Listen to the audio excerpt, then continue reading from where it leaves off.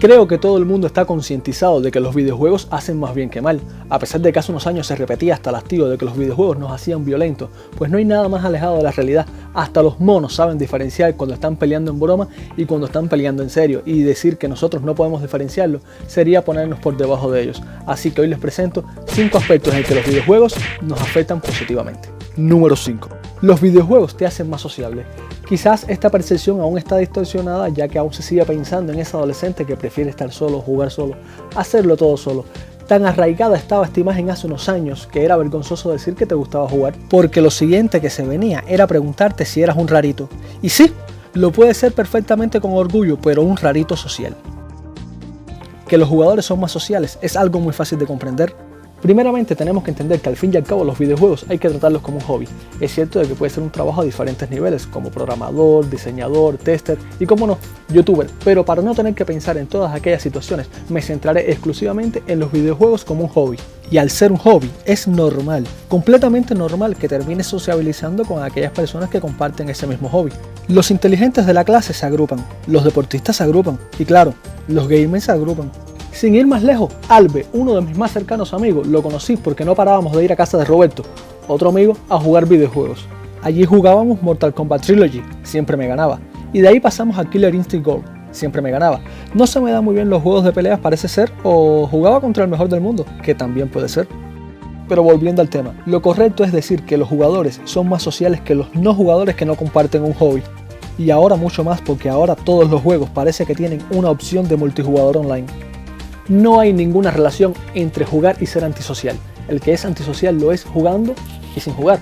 Es cierto de que los videojuegos pueden atraer mucho más a este tipo de personas, pero lo más importante es que los videojuegos no la generan. No pasas de ser muy popular y tener amigos a comprarte un juego y no querer saber nada de nadie nunca. Número 4. Los videojuegos es prácticamente como si te entrenaran. Mejoran tu comprensión del espacio y las figuras, tu agudeza visual y tus reflejos. La investigadora Daphne dio una charla hablando de todo lo anterior y de cómo los videojuegos afectaban muy positivamente a todo esto. Comparando jugadores con no jugadores, los primeros realizaban mejor las tareas de percepción y concentración, y con eso le quedaba claro de que los jugadores con frecuencia tenían más habilidades en estas cosas. Pero también quiso profundizar mucho más. Reunió un grupo de personas que no eran jugadores y los examinó, y luego hizo que estuvieran una semana jugando y los examinó de nuevo. Con esa sencilla prueba vio que habían mejorado, que sí se puede entrenar a las personas a través de los videojuegos. Por supuesto, como todo en la vida, habló de la moderación, más por cubrirse la espalda que porque sea dañino. Lo único que podrías desarrollar después de muchísimas horas de juego y teniendo la pantalla cerca es miopía, y por supuesto eso si desciendes de una familia que lo padece. Para demostrar la agudeza visual, Daphne puso un ejercicio que consiste en rastrear un objeto con la visión periférica. Es decir, mirar al punto central y luego concentrarse en las caras azules, y en un momento dado se pondrán todas amarillas. Seguirán rebotando unos segundos y después una de las caras desaparecerá y tendrás que decir si era azul o amarilla originalmente. Explicado así quizás suene sencillo y más cuando hay una sola cara azul a la que prestar la atención, pero cuando agregas 3, 4 o 5 caras más es cuando comienza lo interesante. En cualquier caso, los jugadores, y sobre todo los jugadores de acción rápida estilo Call of Duty, Battlefield o Street Fighter, pasaban la prueba bastante bien, pudiendo traquear hasta 7 objetos cuando lo normal son 3. Para evaluar la comprensión del espacio y las figuras, hizo una sencilla prueba en la que tenías que decir qué figuras eran las mismas luego de haber sido rotadas. Una prueba sencilla, pero en la que también se demostraba que los gamers tenían más fluidez y facilidad para hacerlo. Eso sí, no todos los juegos tienen esta cualidad. Tiene que ser uno que obliga al jugador a tomar decisiones rápidas. Número 3. Este puesto más que nada es un pequeño anexo al anterior porque nos hace más inteligentes siempre y cuando creas que rastrear 7 objetos es inteligencia y no habilidad. Howard Gardner, el creador de las inteligencias múltiples, te diría que sí, pero para mí sigue siendo una habilidad. En cualquier caso, llámalo con la palabra que más te llene por dentro, pero lo cierto es que te mejoran, aunque hay un límite. Jugar 1 o 2 horas al día daría el mismo efecto a la larga que jugar 6 o 7. Recordemos que sí, está muy bien que tengas una percepción mejorada, más agudeza visual y más comprensión del espacio, pero tu cuerpo también necesita actividad. Y más cuando ya tienes una edad y notas que el cuerpo te dice, chico, o te mueves o me atrofio.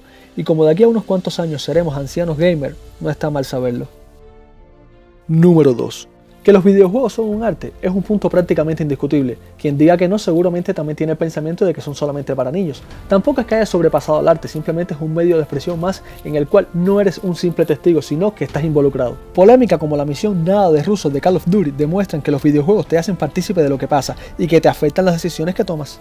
Como dijese el diseñador de los Sims, Will Wright, en una película el espectador siempre puede pensar que el personaje es idiota porque podría haber hecho las cosas de forma diferente, se desapega de lo que ve porque literalmente es un espectador. El videojuego que cuenta una historia y te deja decidir te hace responsable de lo que ha pasado porque lo has hecho tú, tomaste una decisión y sufriste las consecuencias. De nuevo, no todos los juegos tienen esta capacidad, pero cuando la tienen es una forma de arte nueva y diferente y mucho más inmersiva. Hay personas que ven absurdo llorar con una película, pero si un juego lo ha atrapado lo suficiente, puede llegar a llorar.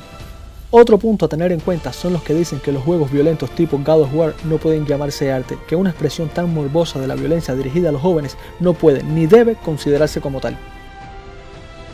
Los hermanos Grimm crearon muchísimos cuentos sangrientos dirigidos a niños y son reconocidos mundialmente.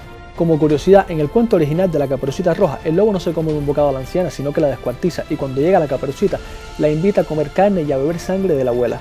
Luego la obliga a quitarse la ropa, quemarla y a meterse en la cama desnuda con él, y por supuesto, la mata. Si tú publicas algo mínimamente parecido en el día de hoy, seguramente te pondrán una censura de más 35 años y escribirán artículos y te harán un especial de televisión por si tienes problemas mentales y deberías ir a la cárcel. El cuento tenía una finalidad clara, que era meterle mucho miedo a los niños y que no confiaran en nadie. Hoy, por la salud mental de los niños, no se le da un porqué, sino que se les dice sencillamente que no confíen en nadie. Pero el niño te preguntará el porqué. Pues, porque te lo ha dicho tu madre. Pero él te preguntará otra vez, ¿por qué? Parece absurdo, pero es un círculo vicioso que el niño tiene en la cabeza porque no se le ha dado un motivo para desconfiar. Incluso puede que hasta haya tenido buenas experiencias, lo que lo confundirá aún más. Con el cuento de la Caperucita se daba el porqué. No confíes en nadie porque pueden obligarte a comerte a tu abuela y después te matarán. Muy bestia, la verdad, pero eficaz. Sabiendo eso, me dicen ahora que por ahí hay un dios de la guerra que va matando seres mitológicos y me parece hasta suave comparado con lo anterior. Los juegos son, incluidos los violentos, arte. Número 1. Como dije al principio, los primates saben diferenciar cuando están jugando de cuando están peleando en serio. Y como nosotros somos mucho más inteligentes, también deberíamos saber la diferencia. Pero bueno, eso es un clásico, todo el mundo lo sabe, así que yo prefiero ir un poco más allá. Los videojuegos sirven para alguno como desestresante, aunque rompas el teclado o el mando de la rabia, en realidad te permite sacar un sentimiento de forma controlada que de otro modo tendría que estar dentro de ti las 24 horas de forma reprimida. Aunque siempre se ha pensado justamente lo contrario, en que el juego incita a que seas más violento.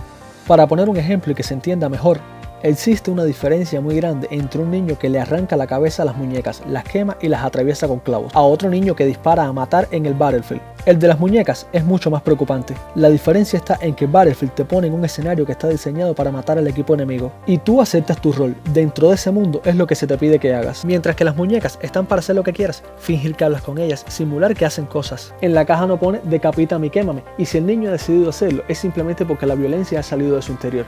Solamente con entender esta última parte te das cuenta de por qué es tan absurdo pensar que te adoctrinan a ser un futuro asesino por jugar videojuegos. Y una última cosa, chicos, el día 19 a las 7 de la noche, hora de New York, estará disponible en el Monster Hunter World el Curvetar Archicurtido. Yo voy a estar cazándolo. Todo aquel que quiera unirse a mi cacería puede mandarme una solicitud de amistad a través de PlayStation 4, en el cual mi ID es Andromix88. Y nada, hasta aquí el video de hoy. Si les gustó, compártanlo y háganmelo saber con un pulgar arriba. Si es primera vez que ven uno de mis videos, yo soy Andromix y los invito a suscribirse y a seguirme en mis redes sociales, las cuales dejaré aquí abajito en la descripción. Recuerden, es como una sonrisa completamente gratis.